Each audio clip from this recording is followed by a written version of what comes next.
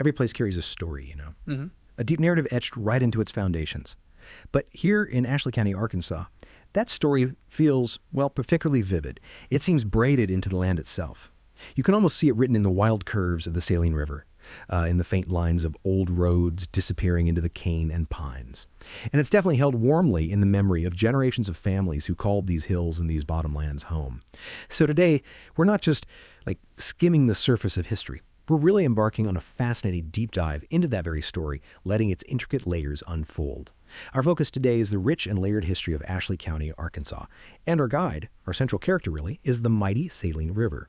Now, this deep dive is particularly special for us. It's directly inspired by a really insightful essay series called The River of Salt and Settlers. It was recently published by K. Brad Barfield over at ACN, that's Ashley County. Now, for those who follow local news there, we know Brad's work is really appreciated, and folks were asking for something like this. So our mission, as always, is to unpack the most important nuggets of knowledge and insight from these compelling essays. We want to make this complex living history accessible, super engaging, and hopefully profoundly resonant for you. Yeah, and what's truly fascinating here, and the essays really emphasize this, is how it isn't just a dry collection of, dates and names. It's much more a vibrant, dynamic narrative. It's really about how places are made and remade. We'll get into that intricate dance between the natural landscape, especially the powerful influence of the Saline River, and, well, human endeavor. This interweaving shaped literally everything, from the quiet rhythms of daily life right up to the dramatic, pivotal historical events that define this region. It created this unique identity, rooted deeply in its geography and its people.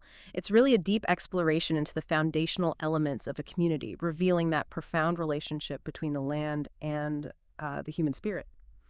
Okay, so as we start to unpack Ashley County's story, Yeah. where do these essays suggest we really begin? What's the fundamental character at its heart? Sounds like the Saline River itself is way more than just a geographic feature here. Oh, absolutely. The essays are crystal clear on this. Yeah. The fundamental role of the Saline River as the central character, that's where this story truly kicks off. It's far more than just a pretty backdrop for human activity. You almost have to imagine it as this wild, winding, kind of untamed highway that has literally witnessed every single chapter of human history unfold right there on its banks.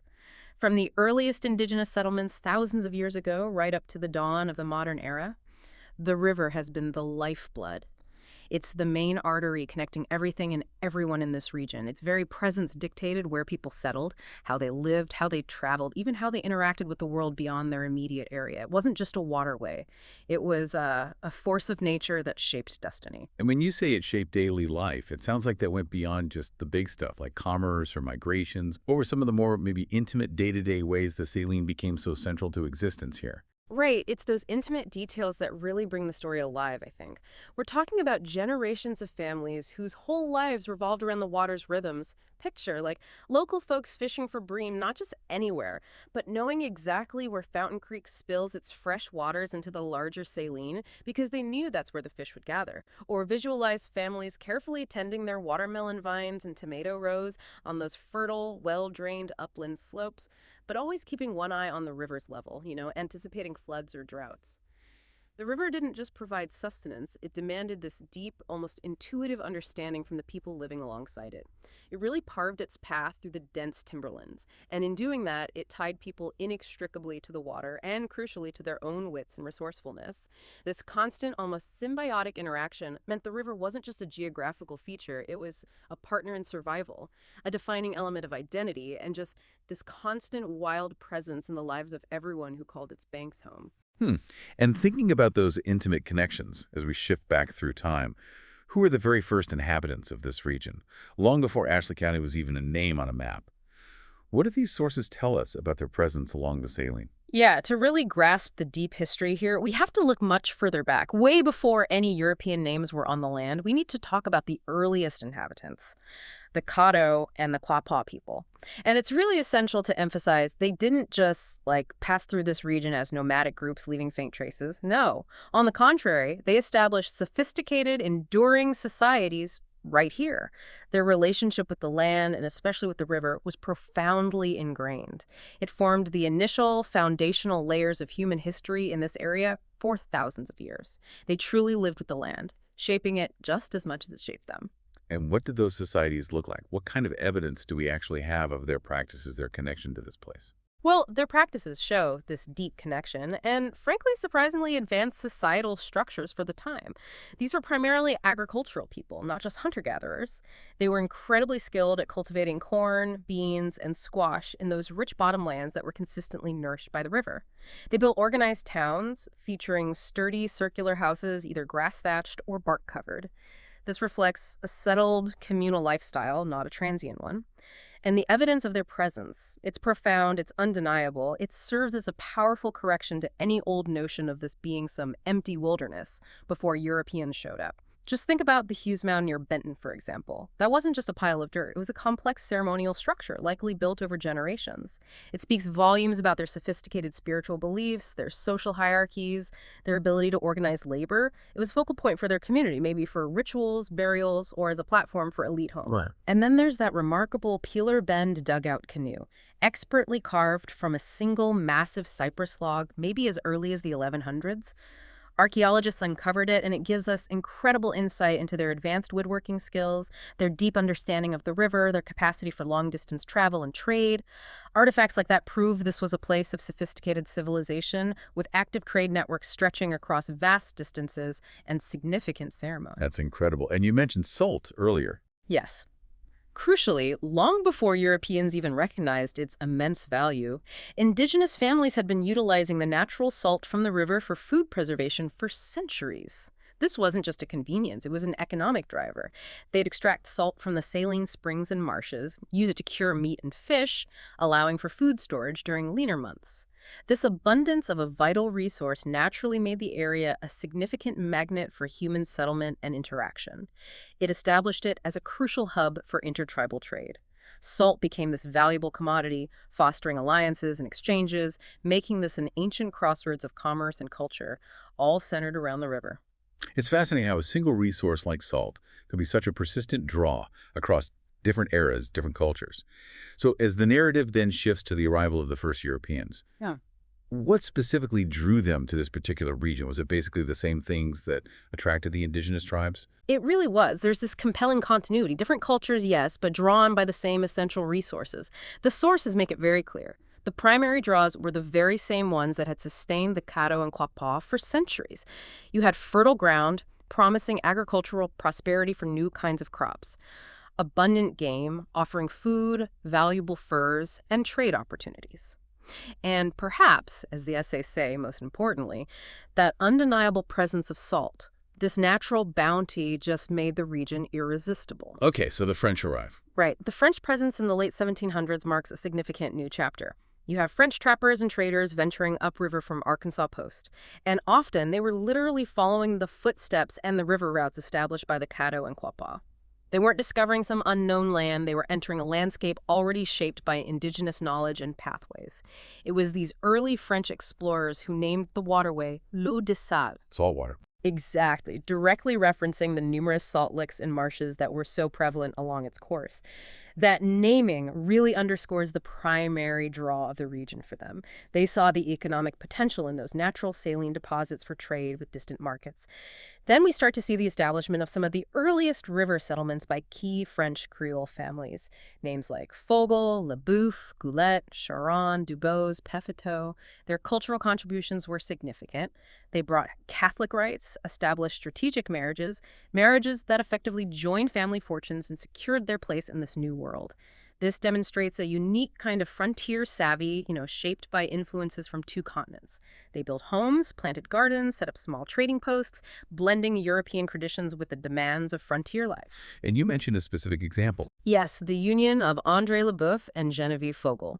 It was first recorded way down in Baton Rouge in 1783, but then solemnized again in 1795 after they moved further north, up this way. It's a specific, tangible example of these foundational lineages. These unions weren't just personal, they were strategic. They consolidated land, labor, social ties in a really challenging environment. They laid down deep roots, shaping the early cultural fabric of the region. And from these early French settlements, one of the first river towns to really emerge as a cornerstone was Longview. What was it about that specific spot that made it so significant in Ashley County's unfolding story? Longview's strategic location was absolutely key, almost predestined for importance, you could say. It boasted this remarkable 4-mile straight stretch of river. Now, in an age of winding waterways and unpredictable currents, that made it a natural and highly efficient landing point for river traffic. Ah, okay. Easier to dock. Exactly. This unique geographical feature meant it became a crucial waypoint for steamboats. It enabled easy loading and unloading of goods, cotton, furs, timber, and passengers too. It was a reliable spot where boats could maneuver safely and efficiently, which was a rare commodity on these untamed rivers. In its earliest days, Longview functioned as this vital link on the French trade route. It created an essential connection between Arkansas Post, the oldest permanent European settlement in the lower Mississippi Valley, and Monroe, Louisiana, further downstream. It wasn't just a stopping point, it was a node in a much larger commercial network. Which raises that important question you touched on. How did geography so directly dictate the trajectory of these early settlements? Precisely. The very landscape determined the flow of commerce and people, making Longview this natural funnel for goods and information. And its importance only grew over time. It became absolutely critical during the Civil War as the location of a Confederate pontoon bridge, proving its enduring strategic value far beyond its initial commercial purposes. It truly was a nexus of movement and activity for centuries. So, okay, after the Louisiana Purchase, the character of the Saline River country begins to change dramatically. You have this steady press of American settlers arriving in the early 1800s. How did this influx transform the region, and what did their journey even look like? It wasn't the river route this time, you said? No, it was a really profound transformation of the region's identity and demographics, a direct result of the purchase opening up these vast new territories. And these newcomers arrived very differently than the earlier French or the indigenous inhabitants. They weren't typically coming by boat navigating the river's currents. Instead, they came primarily by foot and by wagon, undertaking these incredibly arduous journeys. They threaded their way along ancient game trails and this rough-cut path that quickly became known as the Southwest Trail. This trail would later be formalized, improved somewhat, and eventually become known as the Military Road. Like an overland highway. Kind of. Imagine it as a diagonal artery, cutting across the territory, strategically trying to dodge the deepest swamps and forging difficult river crossings where necessary. This artery carried thousands of hopeful individuals bound for new beginnings in the burgeoning Arkansas frontier, or maybe continuing even further west towards Texas. The journey itself was just fraught with peril, bad weather, illness, encounters with outlaws maybe, and the sheer physical exhaustion of moving an entire household overland. And the Saline Crossing, located in what's now Saline County, became this vital landmark along the route. It was a natural gathering spot where the road met the river, providing both a formidable challenge to cross and a crucial resource for these weary travelers. This influx of American settlers brought a whole new cultural and economic dynamic. They reshaped the land as they established their own communities, brought new crops, introduced different ways of life, forever altering the existing fabric. We see pioneers like the Lockhart family, for instance, staking a claim right there at Saline Crossing as early as 1815. It really speaks to the raw, untamed nature of this true frontier, doesn't it? Where just establishing a foothold was paramount, often through sheer grit. Indeed. And by 1819, the sources tell us there were already 9 of 10 families settled along the Saline, a clear sign of the growing attraction and viability of the area. But what's truly fascinating here, and something the essays highlight, is this story of risk and shifting fortunes that was so common for frontier towns. Saline Crossing, despite its early promise, its strategic location on the Southwest Trail, that initial burst of activity, it ultimately began to fade. Why? What happened? Well, it happened after Benton became the county seat in 1835. This illustrates a crucial point about the, capriciousness of frontier development. How political decisions, administrative shifts like designating a county seat, could profoundly impact the trajectory, even the survival, of these early settlements. See, when a county seat moved, it often meant a significant drain of population, businesses, essential services from the old location to the new one. Land values might plummet, stores closed, and what was once a bustling crossroads could become a quiet, forgotten little hamlet almost overnight. It wasn't just about natural resources or trade routes. The lines drawn on a map by distant legislators held immense power over local destinies. This dynamic interplay between geography, economy, and political will constantly reshape the frontier, creating winners and losers in the race to establish permanent communities. It's a poignant reminder of how fragile these early settlements really were. And as you touched on, this sprawling Arkansas frontier was just constantly being reshaped Those boundaries kept shifting. That must make tracing family history incredibly complicated for people looking into their past today. Imagine trying to follow a lineage across lines on a map that just kept changing. Oh, it's a critical point for anyone doing historical research or genealogy in this region, Ashley County itself, formally created in 1848. But it wasn't just created out of thin air, it was carved from existing parts of Drew, Chico, and Union counties. And the subdivisions didn't stop there. Before that, Bradley County had been formed from Union in 1840, and Drew County was formed from Bradley and Arkansas counties in 1846. It's this iterative process of subdivision, redefinition, shifting jurisdictions. It created this incredibly complex administrative tapestry. So what does that mean practically for someone researching? Well, the practical and often perplexing impact is significant. What it means is that, quote, a family that stayed put for generations might find its deeds, marriages, and burials scattered across 4 different county archives. It all depends on the precise dates and the locations where those lines were drawn and redrawn over time. A will filed in what was once Union County back in, say, 1835 might pertain to land that a decade later was in Bradley County, and by 1848 was part of Ashley County, all without the family physically moving an inch. Wow. Yeah. It truly illustrates the dynamic and fluid nature of frontier governance. The administrative landscape was as much in flux as the physical one. It's a testament to the persistent, often messy, efforts to organize and define a rapidly expanding territory. And it leaves behind this fascinating, if challenging, trail for modern historians to follow. Okay, moving forward chronologically to a critical, maybe even defining moment in Longview's history, its unavoidable role in the Civil War. By the 1860s, Longview really stood as a crossroads, not just of commerce and culture, as we've discussed, but now, tragically, of war. Its strategic importance became undeniable when conflict gripped the nation. What exactly happened there? Longview's strategic significance during the Civil War was paramount. It made it a key military objective for both sides. Confederate engineers, recognizing the vital role of the Saline River as a supply and movement line, constructed a pontoon bridge right there. Explain pontoon bridge quickly. Right, it's basically a floating bridge. Temporary supports, like boats or specialized floats called pontoons, with a roadway laid across them. You could build them relatively quickly, but they were also quite vulnerable to attack. This particular bridge served as a vital lifeline, absolutely essential for connecting Confederate forces stationed down at Camden to the critical Mississippi River port at Gaines Landing. It allowed for the rapid movement of troops, heavy artillery, vital provisions, crucial communications. It was an indispensable asset for the Southern war effort in this part of Arkansas. Without it, moving supplies and personnel would have been severely hampered by the saline's natural barrier. And that strategic value absolutely made it a prime target for the Union Army, didn't it? What were the details of the skirmish that eventually happened there? Precisely. The sources detail a pretty daring Union raid that occurred in March of 1864. It was led by the tenacious Colonel Powell Clayton, operating out of Pine Bluff. Clayton was known for his aggressive and effective cavalry raids, designed specifically to disrupt Confederate supply lines and, frankly, their morale. The specifics of this event are quite striking, painting a vivid picture of the skirmish. A detachment of 100 Union cavalry under Clayton's direct command swept into Longview before dawn on March 30th. They caught the Confederate camp largely by surprise, using the darkness and the element of unexpected speed to their advantage. And was it successful? Highly.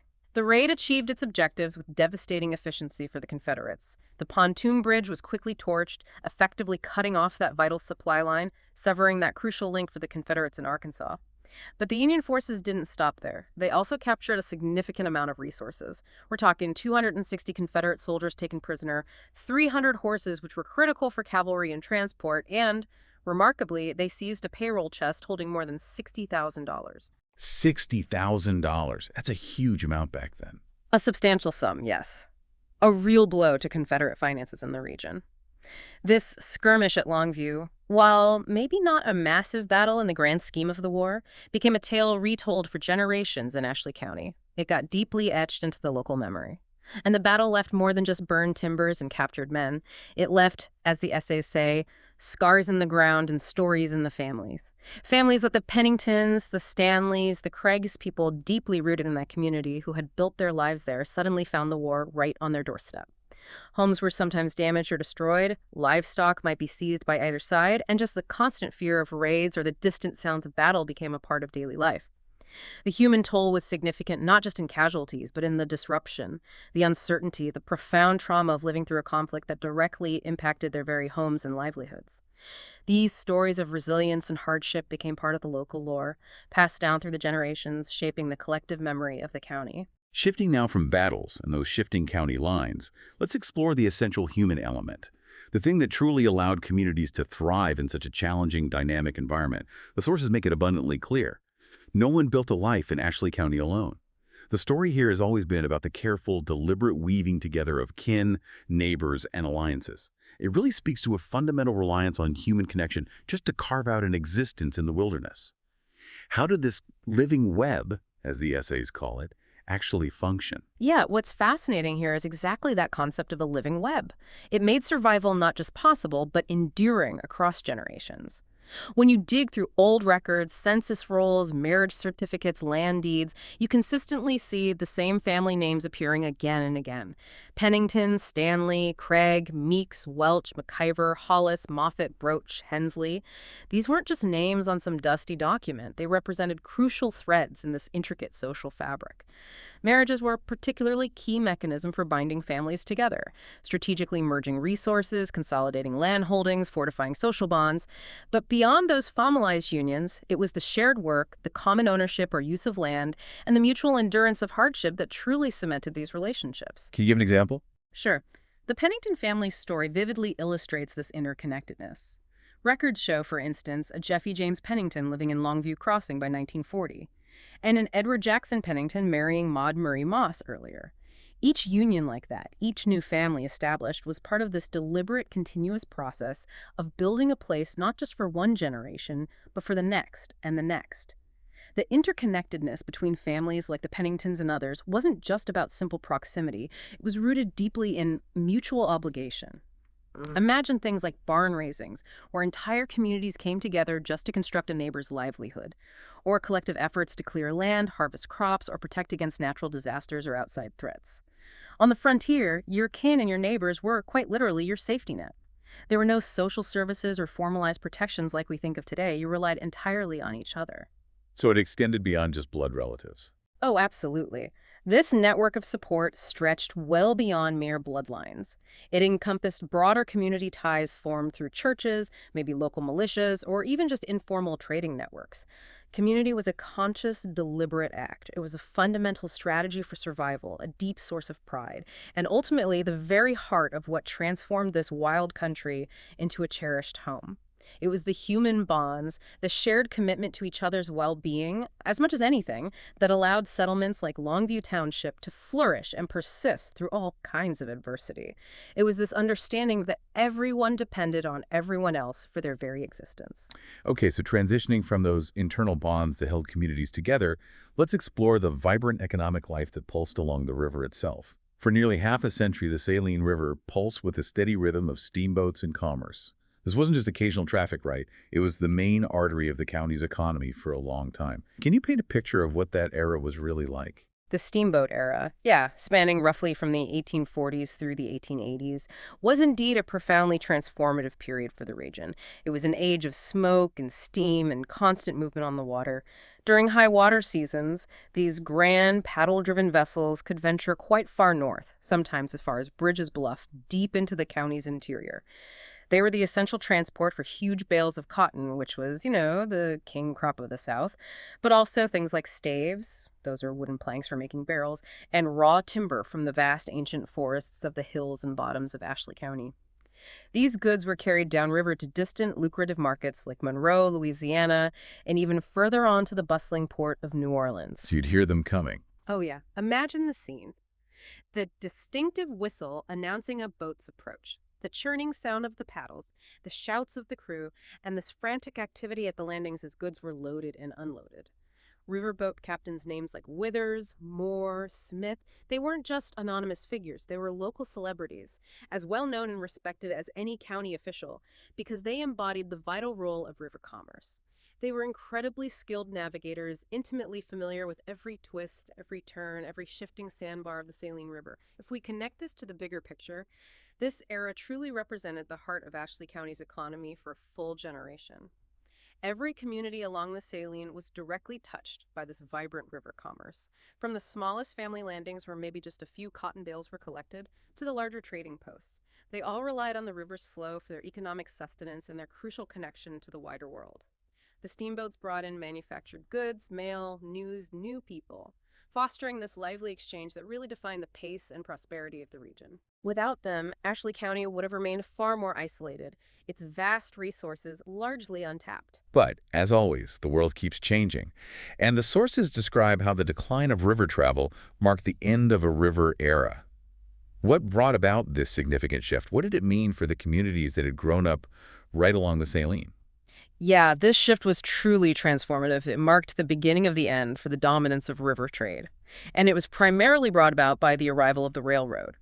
Specifically, the Little Rock, Mississippi River, and Texas Railroad, which came through in the 1880s. The new iron rails fundamentally changed the economic landscape. They offered undeniable advantages. Such Well, railroads offered cheaper, faster, and more reliable routes for goods and people alike. Think about it. Unlike river travel, which was completely subject to the whims of water-level seasonal floods, droughts trains could run year-round on a much more predictable schedule, and they could reach inland areas that steamboats simply never could. This efficiency naturally led to a significant dwindle in river traffic. As the steamboats faded, many of the old ways of life and commerce along the riverbanks also began to disappear into memory. Some of the smaller river towns, the ones that had thrived solely during the steamboat era, eventually vanished altogether. Their land was either reclaimed by the encroaching woods or maybe plowed under for new agricultural uses. Their whole reason for being had simply dried up. However, other towns, like Crosset, experienced this remarkable transformation. They were reborn in a different light, as the essays put it.